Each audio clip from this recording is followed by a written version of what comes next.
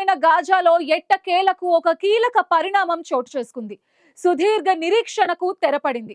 ప్రాణాలు అరచేతిలో పెట్టుకుని చికిత్స కోసం ఎదురు చూస్తున్న వేలాది మంది పాలస్తీనియన్లకు చిన్న ఆశ చిగురించింది. ఇజ్రాయెల్ హమాస్ కాల్పుల విరమణ ఒప్పందంలో భాగంగా సోమవారం అత్యంత కీలకమైన రఫా బార్డర్ క్రాసింగ్ ను తెరిచారు.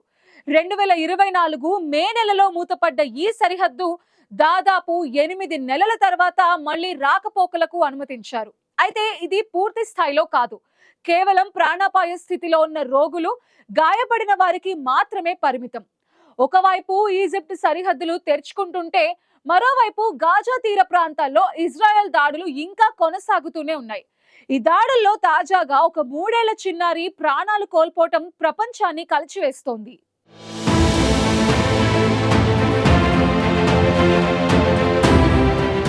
ఇజ్రాయిల్ హమాస్ మధ్య కుదిరిన కాల్పుల విరమణ ఒప్పందంలో భాగంగా గాజాలో కీలకమైన రఫా బార్డర్ క్రాసింగ్ ను సోమవారం పరిమిత స్థాయిలో తెరిచారు.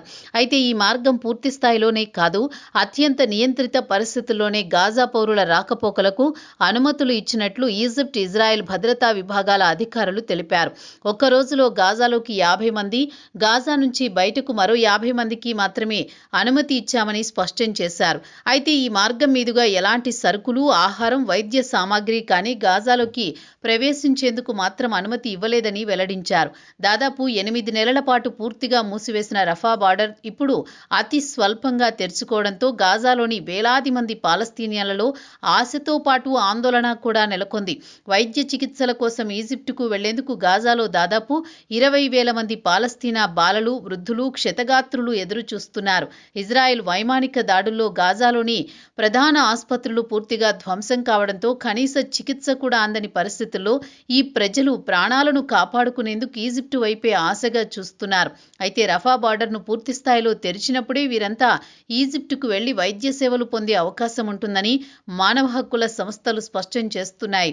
ప్రస్తుతం పరిమిత సంఖ్యలోని అనుమతులు ఇవ్వడం వల్ల వేలాది మంది రఫా బార్డర్ వద్ద రోజులు, వారాల తరబడి ఎదురు చూడాల్సిన దుస్థితి ఏర్పడింది.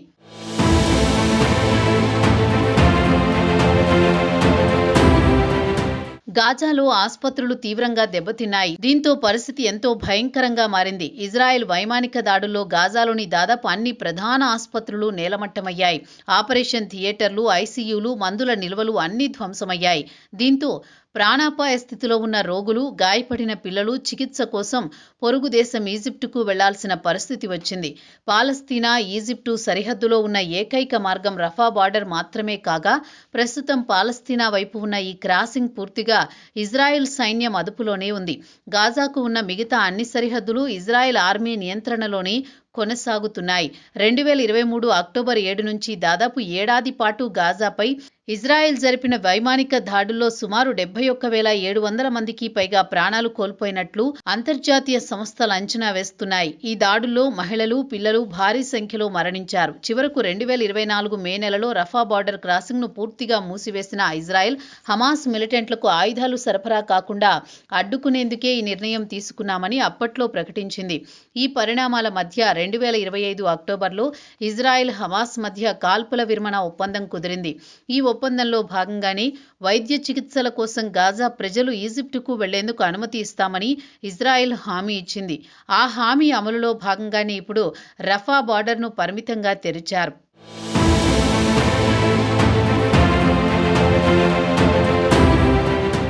అయితే కాల్పుల విరమణ ఒప్పందం ఉన్నప్పటికీ గాజాపై ఇజ్రాయెల్ దాడులు పూర్తిగా ఆగలేదు. గాజాలోని సముద్ర తీర ప్రాంతాలపై ఇజ్రాయెల్ ఆర్మీ ఇప్పటికీ దాడులు కొనసాగిస్తోంది.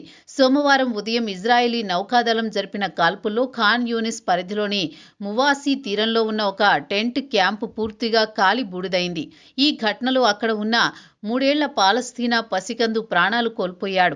2025 అక్టోబర్ 10న కాల్పుల విరమణ ఒప్పందం కుదిరిన నాటి నుంచి ఇప్పటి వరకు ఇజ్రాయెల్ దాడుల్లో దాదాపు 520 మందికి పైగా పాలస్తీనా పౌరులు మరణించినట్లు నివేదికలు చెబుతున్నాయి. వీరిలో 100 మందికి పైగా చిన్నారులే ఉన్నారు. రఫా బార్డర్ క్రాసింగ్ తెరవడం గాజా ప్రజలకు చిన్న ఆశాకిరణంలా కనిపించినప్పటికీ అది పూర్తిస్థాయి పరిష్కారం కాదని విశ్లేషకులు చెబుతున్నారు. పరిమిత సంఖ్యలోని అనుమతులు, సరుకులను అనుమతి లేకపోవడం, దాడులు కొనసాగుతుండడం వంటి కారణాలతో గాజా ప్రజల బాధలు ఇంకా కొనసాగుతూనే ఉన్నాయి. రఫా బార్డర్ పూర్తి స్థాయిలో తెరుచుకుంటుందా? గాజా ప్రజలకు నిజమైన ఊరట లభిస్తుందా? లేక ఇది కేవలం తాత్కాలిక రాజకీయ సమాధానమేనా అన్న ప్రశ్నలు ఇప్పటికీ అంతర్జాతీయ వేదికలపై మారుమ్రోగుతూనే ఉన్నాయి.